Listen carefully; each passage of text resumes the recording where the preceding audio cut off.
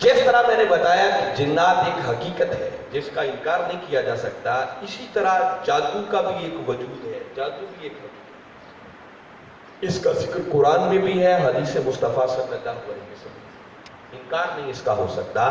جب آپ انکار کریں گے تو وہ جادو کا انکار نہیں بلکہ آپ قرآن کا انکار کریں گے، اور مطلق جادو کا انکار کرنے والا جو کہے اس کا وجود ہی نہیں ہے وہ کافر ہو جائے۔ میں سرے دست صرف ایک آیت کریمہ آپ کے گوش گزار کر رہا ہوں، سورہ بقرہ، قرآن پاک کی دوسری سورت ہے، اور اس کی آیت نمبر 102 کو کبھی آپ تلاوت کریں۔ سجدوں پہلے کی بات ہے جس کا ذکر باری تعالیٰ نے قرآن میں کیا، اور فرمایا وَمَا أُنزِلَ عَلَى الْمَلَكَيْنِ بِبَابِلَ ہاروت وَمَاروت۔ اللہ رب العزت نے اپنے دو فرشتوں ہاروت اور ماروت کو جادو کے ساتھ زمین پر نازل کیا۔ جب وہ جادو کے ساتھ زمین پر آئے تو لوگ ان سے جادو سیکھنے کے لیے جاتے، مگر وہ کسی کو جادو سکھانے سے پہلے ان کو ایک بات کہتے، اور وہ بات بھی قرآن کا حصہ ہے، اور قرآن کہتا ہے وَمَا يُعَلِّمَانِ مِنْ أَحَدٍ حَتَّى يَقُولَا إِنَّمَا نَحْنُ فِتْنَةٌ فَلَا تَكْفُرْ۔ وہ ہر جادو سیکھنے کے لیے آنے والے کو پہلے یہ بات کہہ دے کہ یاد رکھو اللہ رب العزت نے جادو کے ساتھ ہمیں بھیج کر تمہارے لیے آزمائش کر، ہم سے جادو نہ سیکھ، یہ فتنہ ہے، تمہارے لیے آزمائش ہے، تمہارے لیے امتحان ہے۔ فَلَا تَكْفُرْ، بس اس جادو کو سیکھ کر تم کفر نہ کرو۔ قرآن کا حصہ ہے کہ جب وہ جادو کے ساتھ آئے، لوگ ان کے پاس آتے تو پھر ان کو سکھانے سے پہلے وہ یہ اہتمام حجت کر کے ان کو بتاتے کہ جادو ہے، ہم سکھا سکتے ہیں، مگر سیکھو نہیں، یہ تمہارے لیے امتحان ہے، آزمائش ہے، یہ سیکھ کر کفر کی راہ اختیار نہ کرو۔ مگر اس کے باوجود بھی کئی نادان کہتے ہیں سیکھنا ہے ہم، جو پھر بھی اصرار کرتا ہے اس اہتمام حجت کے بعد پھر وہ اسے سکھاتے، اور قرآن کہتا ہے فَيَتَعَلَّمُونَ مِنْهُمَا، پھر وہ لوگ ان سے وہ جادو سیکھتے مَا يُفَرِّقُونَ بِهِ بَيْنَ الْمَرْءِ وَزَوْجِهِ، وہ جادو سیکھتے جو شوہر اور بیوی کے درمیان بھی جدائی پیدا کرتے، جس کا مطلب کہ جادو کے اثرات اس کا وجود ہے، اس کی ایک حقیقت ہے۔ اب یہاں تک تو بات کیٹاگوریکل قرآن کی میں آتی ہے۔ اب جو جادو کا سرے سے انکار کرے کہ ہے ہی نہیں تو وہ قرآن کا منکر ہونے کی وجہ سے کافر ہو جائے۔ مگر حاضرین مکرم، جو اگلی بات کہنا چاہ رہا ہوں بڑی توجہ طلب ہے، جادو تو ہے مگر فی زمانہ جس دور میں ہم رہ رہے ہیں دور دور تک بھی کسی جادوگر کا وجود نہیں ہے۔ جادو ہے مگر جادو سیکھنے اور سکھانے والے موجود نہیں ہے، جادوگر کا وجود نہیں۔ یہ کالے کپڑے پہن لینا، لمبی لمبی زلفیں رکھ لینا، اول فول بکنا شروع کر دینا، نماز کے قریب نہ جانا، فضول باتیں کرنا، یہ جادوگری نہیں ہے، یہ بدبختی ہے، شیطانی ہے۔ میں 14 صدیوں کا اہل علم کا نچوڑ آپ کے سامنے رکھ رہا ہوں۔ ہمارے فقہ کے 4 بڑے بڑے امام ہیں، امام مالک اور امام احمد بن حنبل رضی اللہ تعالیٰ عنہ، ان دونوں اماموں کا فتویٰ ہے کہ ساحر جادوگر وہ مطلقاً کافر ہے۔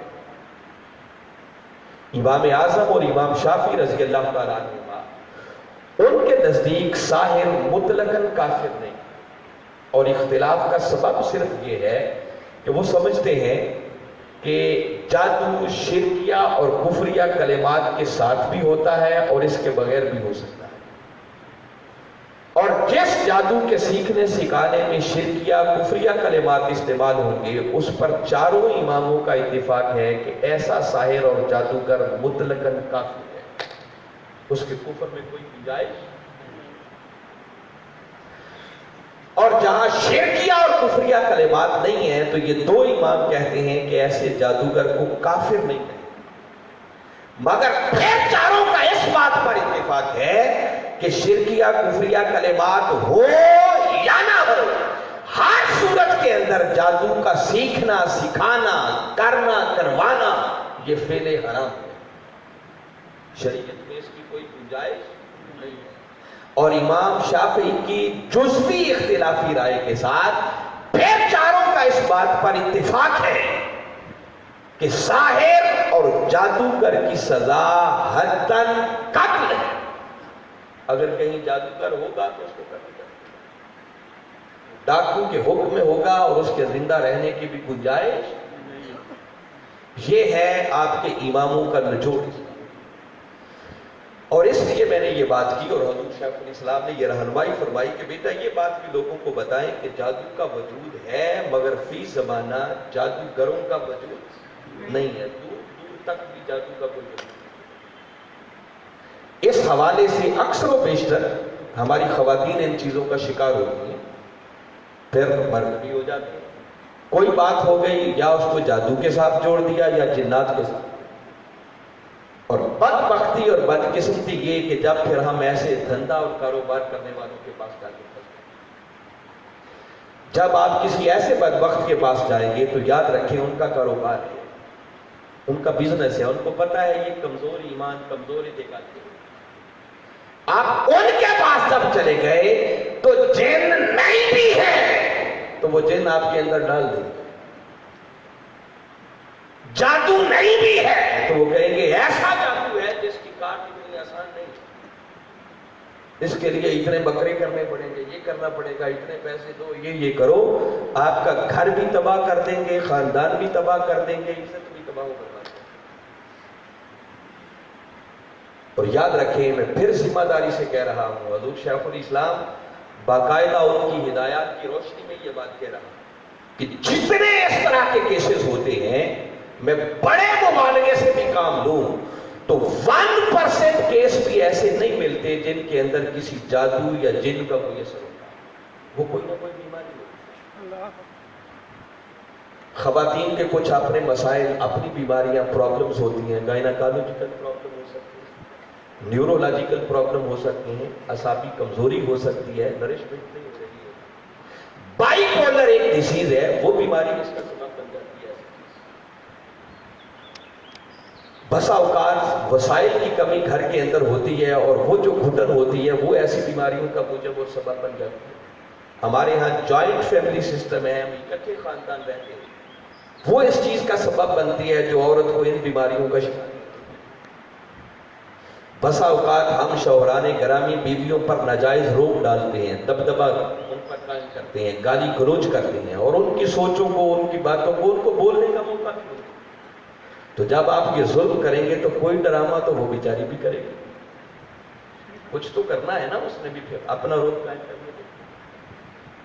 اپنی باجیوں سے میں معذرت کے ساتھ، ہو سکتا ہے کہ یہ انجوائے کر رہی ہوں کہ بات تو ٹھیک ہے، ایسے ہی ہوتا ہے. حقیقت کے ساتھ کوئی تعلق نہیں ہوتا، بیماری ہوتی ہے کوئی نہ کوئی، ایسا کوئی پرابلم ہوگا. لہذا سب سے پہلے کوشش کریں کہ اس بیماری کو ٹریس کریں کہ وجہ کیا ہے، پیچھے پرابلم کیا ہے.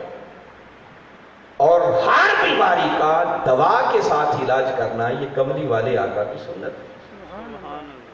کوئی سائیکیٹرک پرابلم ہو سکتا ہے، نفسیاتی مسئلہ ہو سکتا ہے، کئی مسائل ہو سکتے ہیں. آپ مجھ سے زیادہ سمجھدار بیٹھے ہیں، کئی چیزوں کو آپ فیل کر رہے ہو. گھروں کے اندر کیا کیا مسائل ہوتے ہیں، بہت ساری ایسی پریشانیاں ان چیزوں کا موجب اور سبب بنے. جن جادو کوئی نہیں.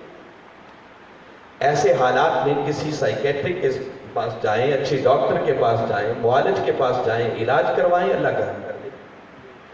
اور اگر کہیں کوئی ایسی گنجائش ہو بھی کہ کوئی ایسی چیز ہے تو یاد رکھیں یہ خبیث روحوں کا عمل دخل ہوتا ہے اور یہ وہاں آتی ہیں جہاں طہارت اور پاکیزگی کا اہتمام نہیں ہے. اب علاج آپ کو علاج چاہیے تو سب سے پہلے ہمیشہ طاہر، پاک اور صاف رہنا چاہیے. ایک مومن کا سب سے بڑا ہتھیار وہ ہمہ وقت باوضو رہنا ہے. وضو سے بڑھ کر مومن کا کوئی ہتھیار نہیں. پھر طہارت اور پاکیزگی کو اپنائیں، اپنے گھروں کو صاف رکھیں، کچنز کو صاف رکھیں، واش روموں کو صاف رکھیں، اپنی سوچوں کو غلاظت سے پاک. دوسروں کے بارے میں نیگیٹو نہ سوچیں. بدقسمتی ہے گھروں میں بچوں کے ہاتھوں میں بھی نیٹ اور موبائل فون آ گیا اور پتہ نہیں کیا کیا گند اس میں. تو جب گھر گندے، سوچیں گندی، ذہن گندے، تو ایسی چیزوں کے اثرات بھی ہوں گے تو کیا؟ پھر 5 وقت کی نماز کو اپنا معمول بنا، قرآن پاک کی تلاوت کو بلا ناغہ اپنا معمول بنا، سورہ فاتحہ کو باقاعدہ وظائف میں شامل کرنے، کثرت کے ساتھ سورہ فاتحہ کو پڑھیں، آیت الکرسی کو کثرت کے ساتھ پڑھیں، وظیفہ بنا لیں اس کو، چاروں کل، اور ان میں بالخصوص آخری 2 صورتیں۔ اللہ نے اتنی بڑی نعمت آپ لوگوں کو عطا کر دی ہے کہ اس سے بڑا مجرب نسخہ ہے ہی کوئی نہیں ان شروں سے بچنے۔ ہر اچھے کام کو بسم اللہ سے اس کی آغاز کریں۔ میرے آقا نے فرمایا شیطان اور تمہارے سطر کے درمیان اگر پردہ ہے تو یہی بسم اللہ۔ میں ذمہ داری سے کہہ رہا ہوں حضور شیخ الاسلام کا ایک ادنا سا غلام ہونے کے ناطے کہ آپ صرف اتنے کاموں کو اپنا لیں جو کرنا اللہ نے ویسے ہی آپ پر فرض رکھا ہے۔ نماز پڑھنی چاہیے یا نہیں پڑھنی چاہیے؟ قرآن کی عظمتیں جو میں نے بتائی ہیں، کیا اس قرآن کے ساتھ تعلق جوڑنا چاہیے یا نہیں جوڑنا چاہیے؟ طہارت پاکیزگی جو آدھا ایمان میرے آقا نے فرمایا اس کو اختیار کرنا چاہیے یا نہیں کرنا چاہیے؟ آپ اتنا کام کر لیں، خدا کی قسم اللہ تعالیٰ آپ کو اس قسم کے ہر شخص سے معلوم۔ یہ کتاب اس وقت میرے پاس موجود ہے، حضور شیخ الاسلام کی کتاب ہے الفیوزات المحمد کی، فیوزات محمد یا سادہ یہ سٹال پر باہر موجود ہے، اس کتاب کو لے لیں۔ اس کتاب کا 10واں باب جنات اور جادو کے شر سے بچنے کے لیے حضور شیخ الاسلام نے اس میں قرآنی وظائف دیے۔ وہ وظیفہ کس وقت کرنا ہے، کون سی صورت کتنی مرتبہ پڑھنی ہے، کتنے دنوں تک وظیفہ جاری رکھنا ہے، بڑی تفصیل کے ساتھ اور یاد رکھیں قرآنی وظائف سے بڑھ کر کوئی وظیفہ نہیں۔ جو کہتا ہے وہ جھوٹ بولتا، اس کا کاروبار اور دھندا ہے۔ اور حضور شیخ الاسلام کی یہ شفقت اس موضوع پر گفتگو کرنے سے پہلے انہوں نے ہمیں فرمایا کہ بیٹے کہ آپ کو بھی اجازت دے رہا ہوں اور جن کو سنائے انہیں بھی جا کے بتا، کوئی وظیفہ کرنا ہو تو پھر پیر و مرشد کی اجازت ہو۔ تو آپ نے فرمایا آقا کے ہر اس امتی کے لیے اس کتاب میں لکھے ہوئے ہر وظیفے کی اجازت ہے، شرط ایک ہے کہ وہ 5 وقت کا نماز بس، اور کوئی شرط۔ فرمایا جو باقاعدہ 5 وقت کی نماز پڑھے گا اور پھر ان وظائف کو کرے گا تو یقیناً یہ وظائف اس کو فائدہ دے گا، اس طرح کے ہر شر سے محفوظ کر۔ اور میری ان ساری باتوں کے باوجود اگر پھر بھی کوئی سمجھتا ہے کہ نہیں ہمارے گھر میں تو جن ہیں، وہ ٹانگیں توڑ دیتے ہیں، بچوں کو لتاڑتے ہیں، یہ نقصان کرتے ہیں، تو میں حضور شیخ الاسلام کا ادنا سا ہوں، جو سمجھتا ہے نا میرے گھر میں جن ہے مجھے لے جائے اپنے گھر، 24 گھنٹے بھی کہیں میں رہوں گا، میں دیکھوں گا کہ کس بدبخت جن کی مجال ہے جو میری نظر سے بھی میری طرف دیکھ سکتے۔ آپ کے ایمان اور اعتقاد کو مضبوط کرنا چاہ رہا ہوں، یہ سوائے توہمات کے اور کچھ نہیں۔ اپنے احوال کو بدلو، علاج کا خود آپ کو دے رہا ہوں، اب آپ کے ہاتھوں میں علاج۔ اور مجھے معلوم ہے کہ ہمارا کمزور ایمان ہے، ہم نماز پھر نہیں پڑھیں گے، قرآن نہیں پڑھیں گے، اور پھر ہماری بدقسمتی ہوگی، اور اس سے بڑی جہالت اور بدبختی کیا ہوگی کہ کوئی اپنی بیوی کو، اپنی بیٹی کو، اپنی بہن کو، اپنی ماں کو اٹھا کر کسی بدبخت کے پاس۔ اب تو جس دور میں گزر رہے ہیں، ٹی وی پر کتنے پروگرام آپ دیکھ چکے ہیں جنہوں نے ان کے پردے چاک کر دیے ہیں کہ اس طرح کے کام کرنے والوں کا دھندا کیا ہے۔ کیا نہیں دیکھا آپ لوگوں نے؟ اقرار الحسن کے پروگرام نہیں آتے؟ مگر ہماری بدقسمتی کیا ہم پھر بھی ادھر جائیں، اعتقاد کی کمزوری، اور جو میں نسخہ بتا رہا ہوں اس طرف کا پھر آپ کی نصیب ہے، اس پر بندہ کیا کہہ سکتا ہے۔ علاج آپ کے ہاتھوں میں، ہم خود نہیں کریں گے، کہیں گے نہیں دم کرو، دم کرنا چاہیے، سنت ہے۔ بابا خود کیوں نہیں دم کرتے؟ خود کیوں نہیں 5 وقت کے نمازی بنتے ہو؟ خود قرآن کی تلاوت کیوں نہیں کرتے؟ خود طہارت اور پاکیزگی کو اختیار کیوں نہیں کرتے؟ بس اتنا کر لے، اللہ اسی کے صدقے آپ کو اس طرح کے شر سے محفوظ کرتے ہیں۔ اور اس سے بھی اگلی بات پر کر رہا ہوں، حضور شیخ الاسلام نے فرمایا کہ جو شخص کہتا ہے نا ہمارے گھر میں جن ہے اور ہیں، تو فرمایا وہ باقاعدہ منہاج القرآن کا رفیق بن جائے، سچا اور سچا رفیق بنے، اور جا کر میرا نام لے کے اپنے گھر کہہ دے کہ میں ڈاکٹر طاہر القادری کا کارکن ہوں، کوئی ایسی خبیث روح ہے تو اس گھر سے نکل جائے، نام سن۔ اب آپ کی مرضی ہے، میں بتا رہا ہوں کہ آگے آپ نے کیا کرنا ہے، علاج آپ کو بتا رہا ہوں، آپ کے ہاتھ میں سب کچھ ہے۔